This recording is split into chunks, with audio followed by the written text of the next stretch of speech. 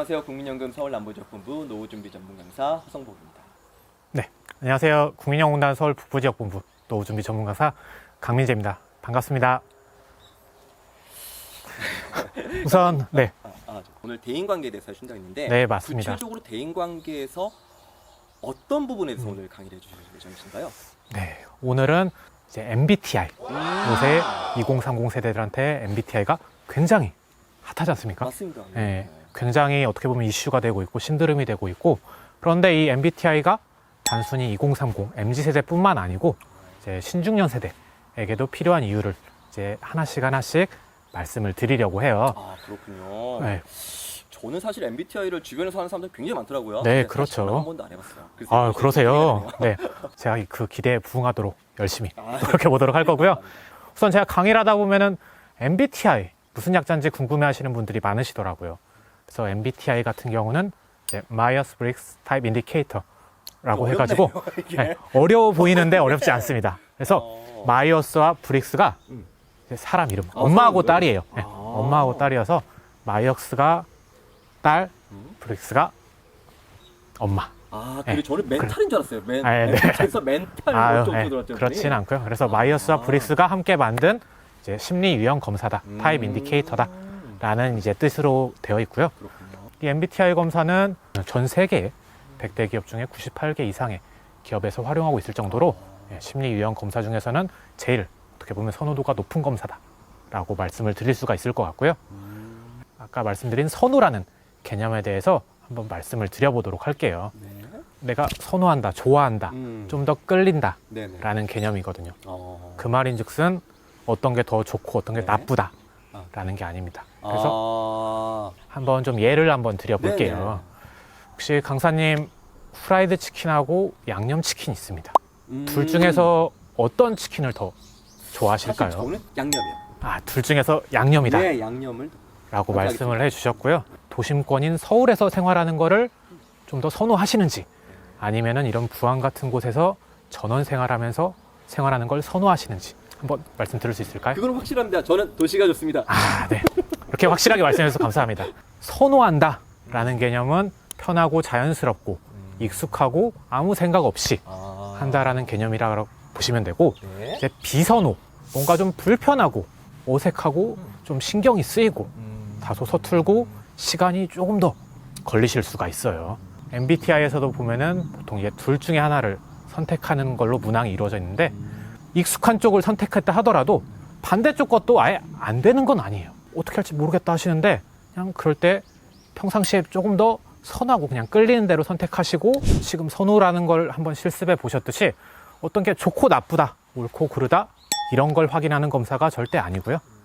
이제 사람마다 차이가 있는 부분에 대해서 알 수 있게 되는 검사고요. 강사님의 MBTI 유형을 한번 추측해보는 시간을 가져보도록 할게요. MBTI 같은 경우는 총 4가지 지표가 있습니다. 첫 번째로는 이제 에너지의 방향이라고 해서 외향과 내향, 이 부분은 아마 좀 많이 알려져 있을 것 같아요. 두 번째는 이제 정보 수집, 세 번째는 결정, 그 다음에 네 번째는 행동하는 단계. 이렇게 4가지로 이루어져 있고요. 첫 번째, 이제 에너지 방향 부분 말씀을 드릴게요. 이제 MBTI에서는 외향은 영어 대문자 E, 내향은 I를 사용하는데요. 우선 바깥 활동에 좀 더 끌려 하시고 사람들 만나는 거 선호하고 외부 활동들을 통해서 이제 에너지가 충전되신다라는 개념이다라고 보시면 될 것 같아요. 그런데 반대로 이제 내향, 이제 또 바깥에서 활동을 하다 보면은 에너지를 뺏겨가지고 꼭 나 혼자만의 시간을 통해서 에너지의 충전이 필요하신 분들이 내향이다라고 말씀을 드릴 수가 있을 것 같아요. 강사님은 외향 쪽에 가까울 것 같다, 아니면 내향 쪽에 가까울 것 같다, 좀 말씀해 주실 수 있을까요? 좀 조용한 거 좋아하고 네네네. 이렇게 막 활동적이거나 사실 그런 거를 별로 안 좋아해요. 아, 그러면은 지금 이제 내향 쪽에 가깝다라고 이제 I 쪽에 가깝다라고 말씀을 해주셨고요. I 쪽. 네, I 쪽. 내가 관심사가 어느 쪽에 있는지 그걸 한번 알아봤고, 그 부분에 대해서 어떻게 정보 수집을 할지에 대한 내용입니다. 이제 감각형과 직관형, 이 2가지로 나눠집니다. 감각형이라고 하는 것은 흔히 우리가 얘기할 수 있는 오감이 있죠. 시각, 촉각, 미각, 후각, 청각, 실질적인 감각을 통해 가지고 정보를 수집하는 걸 선호하시는 분들이 감각형이다라고 말씀드릴 수 있겠고요. 반대로 직관형 같은 경우는 상상력을 발휘해서든 추상적인 뭔가를 떠올려서든 정보를 수집하는 걸 선호하시는 분들이 직관형에 가깝다라고 말씀드릴 수 있을 것 같아요. 아주 빨갛게 잘 익은 사과가 있다고 한번 네. 떠올려 보시겠어요? 사과가 있다. 뭐 어떤 게 사과를 보시고 나서 떠오르셨을까요? 저는 제가 지금 배가 고파서 그런지 모르겠는데 네네네. 먹고 싶다. 먹고 싶다. 네. 어떻게 보면 실제적인 감각이잖아요. 그렇죠. 그래서 지금 말씀해 주신 것만 토대로 했을 때는 어떻게 보면 감각형에 조금 더 가까울 수 있다라는 생각이 들고요. 감각형은 이제 그럼 S입니다. 아, S. 그러면 처음에는 아까 I고 I고 요번엔 S. S. 네, 그렇게 나왔고요. 이제 세 번째 지표 말씀을 드릴게요. 결정할 때 여기 이제 사고형과 감정형으로 나눠집니다. 그래서 사고형 같은 경우는 네. 굉장히 논리적인 흐름을 딱 추구해가지고 음, 그러고 나서 결정을 하시는 분들이세요. 네. 뭐 쉽게 예를 들어서 뭐 드라마나 영화 같은 걸 보면서도 정말 객관적인 입장을 취하시는 분들이 예, 예. 사고형에 가까울 수 있다라고 말씀을 드리고요. 반대로 이제 감정형 같은 분들은 뭐 사랑이나 희생이나 연민, 배려 이렇게 논리로는 설명할 수 없는 단어들이죠. 타인과의 관계를 고려해서 뭔가 결정하시는 분들. 네. 그래서 한번 또 강사님 여쭤봐도 될까요? 네. 같이 슬퍼하고 때로는 눈물도 흘리고. 네네네. 그러니까. 지금 말씀해 주신 내용만 가지고서는 감정형 네. 쪽에 가까우실 수 있을 거라는 생각이 드는데요. 네. 그래서 지금까지 말씀해 주신 내용 토대로 하면은 ISF까지 나왔다라고 말씀드리고요. 네. 이제 마지막 지표입니다. 이제 행동을 해야죠.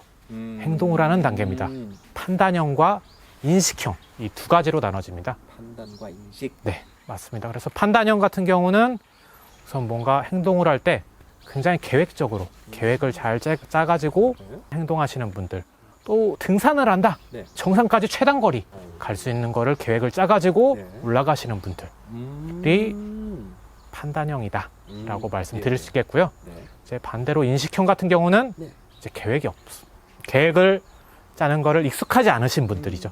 그래서 쉽게 말하면은 뭐 시험 볼 때는 벼락치기다 라는 얘기도 쓰고요. 아니면은 뭔가 기간이 얼마 안 남았을 때 네. 일을 시작하는데 그럼에도 초인적인 힘을 발휘해가지고 일을 잘 마무리하시는 분들이 이제 인식형이다 네. 라고 보겠고요. 그래서 등산할 때도 뭐 정상 가는 것도 가는 거지만 뭐 중간에 뭐 도시락도 까먹고 네, 계곡물에 물도 담궈보고 네. 경치도 보면서 과정을 굉장히 중요시 하시는 분이 인식형이라고 말씀드릴 수 있을 것 같아요. 이 부분은 어느 쪽에 가까우실 것 같나요? 계획 없이 가요. 아, 그냥 단순히 비행기 표, 네. 숙소 끝.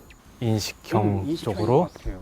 네, 그럼 말씀하신 바를 통하면은 뭔가 인식형 쪽에 가까우실 것 같다라는 네네. 생각이 들고요. 네. 지금 그러면은 네 가지 지표를 다 확인했죠. 그렇죠. 네, I, S, F, P. P까지 나왔어요 저는. 네. 인터넷에 이제 ISFP 음. 한번 치시면은 굉장히 상세하게 아, 그래요? 또 설명이 되어 있어요.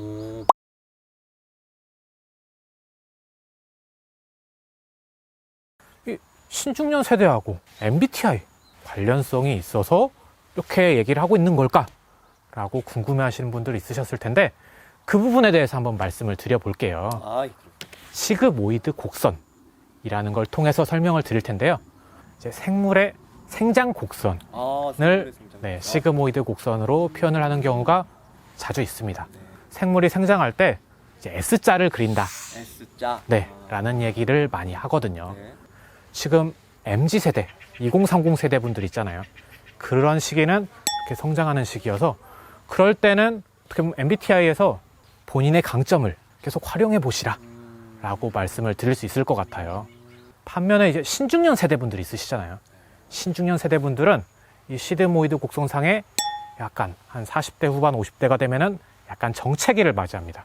네, 정체기를 맞이해서 이때 만약에 본인의 강점만 가지고 계속 활용을 하시다 보면은 인생의 만족도가 조금 침체되는 시기가 오실 수가 있어요.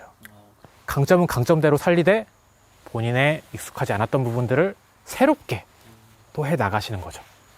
그렇게 하시다 보면은 인생의 만족도가 조금씩 다시 올라가실 수 있는 재도약의 시기를 맞을 수 있다라는 관점에서 MBTI에서도 이제 관조적으로 상황을 지켜보셨던 분들은 활동적으로 뭔가 일에 뛰어들고 사람을 만나고 뭔가 그렇게 복잡하게 생각하지 말고 한번 가끔씩은 이렇게 뛰어나가 보시기를 제가 한번 말씀을 드려보겠습니다. 어렸을 때 했던 MBTI가 성인이 좀 더 나이가 들고 나서 했던 MBTI는 좀 차이가 있을 것 같은데. 맞나요? 그렇죠. 네, 그래서 우선 MBTI 정식 이론상에서는 이제 MBTI 같은 경우는 타고난 선천적 경향성이다라는 말을 해요.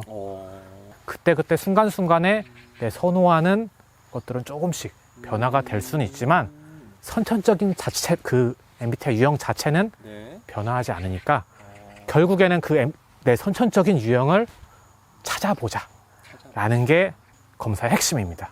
오늘 이 시간이 강의를 들으시는 수강생, 선생님들 여러분께 도움이 되셨기를 진심으로 바라겠고요. 다음 기회에 다시 한번 찾아오겠습니다. 지금까지 국민연구단 강민지였습니다. 감사합니다. 감사합니다.